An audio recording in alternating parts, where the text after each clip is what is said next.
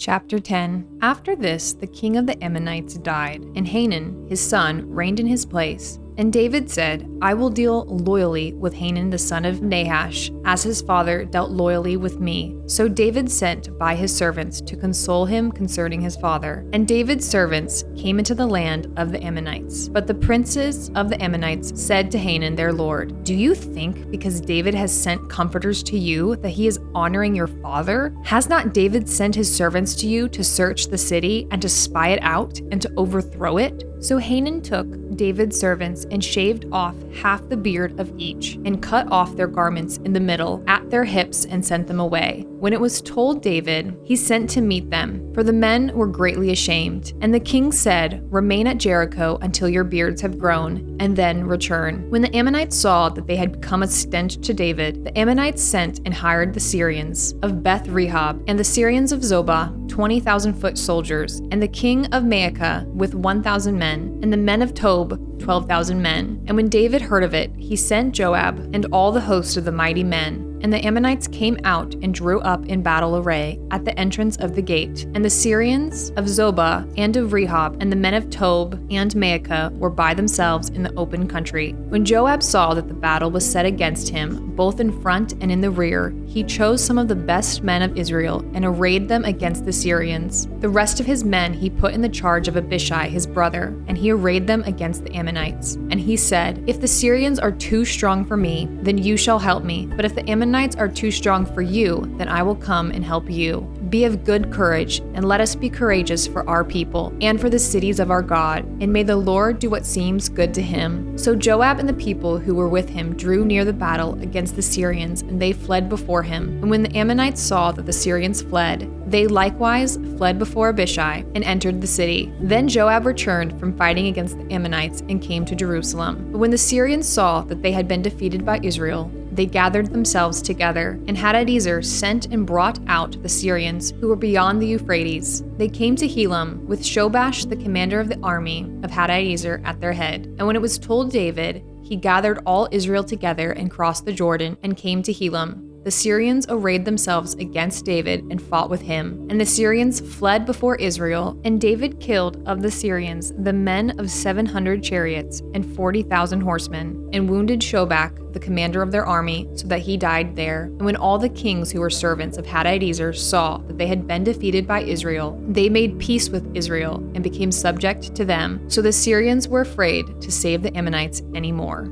Chapter 11. In the spring of the year, the time when kings go out to battle, David sent Joab and his servants with him and all Israel. And they ravaged the Ammonites and besieged Rabbah. But David remained at Jerusalem. It happened late one afternoon, when David arose from his couch and was walking on the roof of the king's house, that he saw from the roof a woman bathing, and the woman was very beautiful. And David sent and inquired about the woman. And one said, Is not this Bathsheba, the daughter of Eliam, the wife of Uriah the Hittite? So David sent messengers and took her, and she came to him, and he lay with her. Now she had been purifying herself from her uncleanliness. Then she returned to her house, and the woman conceived, and she sent and told David, I am pregnant. So David sent word to Joab, Send me Uriah the Hittite. And Joab sent Uriah to David. When Uriah came to him, David asked how Joab was doing, and how the people were doing, and how the war was going. Then David said to Uriah, Go down to your house and wash your feet. And Uriah went out of the king's house, and there followed him a present from the king. But Uriah slept at the door of the king's house with all the servants of his lord, and did not go down to his house. When they told David, Uriah did not go down to his house, David said to Uriah, Have you not come from a journey? Why did you not go down to your house? Uriah said to David, The ark and Israel and Judah dwell in booths, and my lord Joab and the servants of my lord are camping in the open field. Shall I then go to my house to eat and to drink and to lie with my wife? As you live and as your soul lives, I will not do this thing. Then David said to Uriah, Remain here today also, and tomorrow I will send you back. So Uriah remained in Jerusalem that day and the next. And David invited him, and he ate in his presence and drank, so that he made him drunk. and in the evening he went out to lie on his couch with the servants of his Lord, but he did not go down to his house. In the morning, David wrote a letter to Joab and sent it by the hand of Uriah. In the letter he wrote, "Set Uriah in the forefront of the hardest fighting, and then draw back from him, that he may be struck down and die." And as Joab was besieging the city, he assigned Uriah to the place where he knew there were valiant men. And the men of the city came out and fought with Joab, and some of the servants of David among the people fell. Uriah the Hittite also died. Then Joab sent and told David all the news about the fighting, and he instructed the messenger, "When you have finished telling all the news about the fighting to the king, then, if the king's anger rises, and if he says to you, 'Why did you go so near the city to fight? Did you not know that they would shoot from the wall? Who killed Abimelech, the son of Jerubbesheth? Did not a woman cast an upper millstone on him from the wall, so that he died at Thebez? Why did you go so near the wall?' Then you shall say, 'Your servant Uriah the Hittite is dead also.'" So the messenger went and came and told David all that Joab had sent him to tell. The messenger said to David, "The men gained an advantage over us and came out against us in the field, but we drove them back to the entrance of the gate. Then the archers shot at your servants from the wall. Some of the king's servants are dead, and your servant Uriah the Hittite is dead also."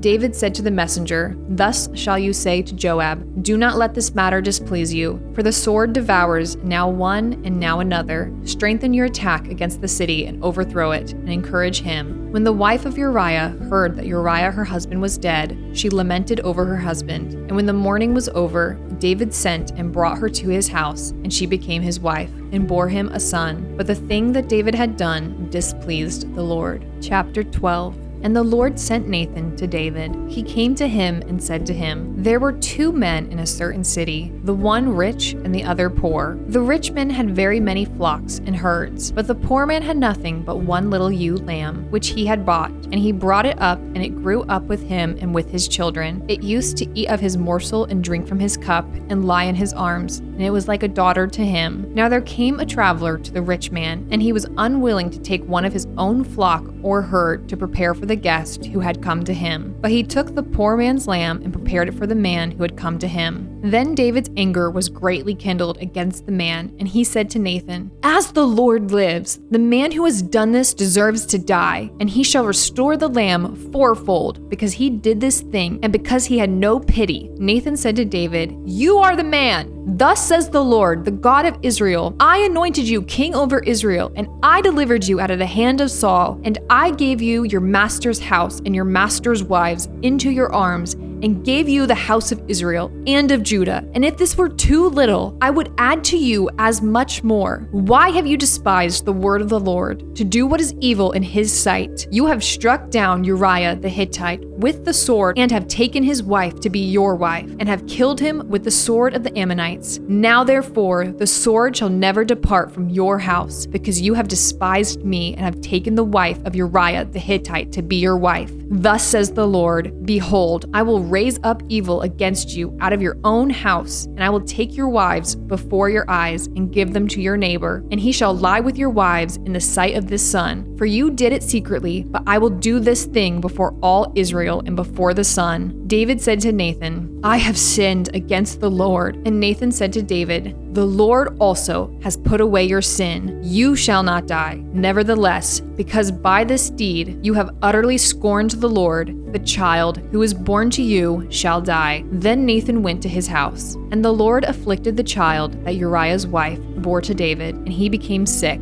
David therefore sought God on behalf of the child, and David fasted and went in and lay all night on the ground. And the elders of his house stood beside him to raise him from the ground, but he would not, nor did he eat food with them. On the 7th day the child died, and the servants of David were afraid to tell him that the child was dead, for they said, "Behold, while the child was yet alive, we spoke to him, and he did not listen to us. How then can we say to him, the child is dead? He may do himself some harm." But when David saw that his servants were whispering together, David understood that the child was dead. And David said to his servants, "Is the child dead?" They said, "He is dead." Then David arose from the earth and washed and anointed himself and changed his clothes. And he went into the house of the Lord and worshipped. He then went to his own house, and when he asked, they set food before him, and he ate. Then his servants said to him, "What is this thing that you have done? You fasted and wept for the child while he was alive, but when the child died, you arose and ate food." He said, "While the child was still alive, I fasted and wept, for I said, 'Who knows whether the Lord will be gracious to me that the child may live?' But now he is dead. Why should I fast? Can I bring him back again? I shall go to him, but he will not return to me." Then David comforted his wife, Bathsheba, and went into her and lay with her, and she bore a son, and he called his name Solomon. And the Lord loved him and sent a message by Nathan the prophet. So he called his name Jedidiah because of the Lord. Now Joab fought against Rabbah of the Ammonites and took the royal city. And Joab sent messengers to David and said, "I have fought against Rabbah. Moreover, I have taken the city of waters. Now then, gather the rest of the people together and encamp against the city and take it, lest I take the city and it be called by my name." So David gathered all the people together and went to Rabbah and fought against it and took it. And he took the crown of their king from his head. The weight of it was a talent of gold, and in it was a precious stone, and it was placed on David's head. And he brought out the spoil of the city, a very great amount. And he brought out the people who were in it, and set them to labor with saws and iron picks and iron axes, and made them toil at the brick kilns. And thus he did to all the cities of the Ammonites. Then David and all the people returned to Jerusalem.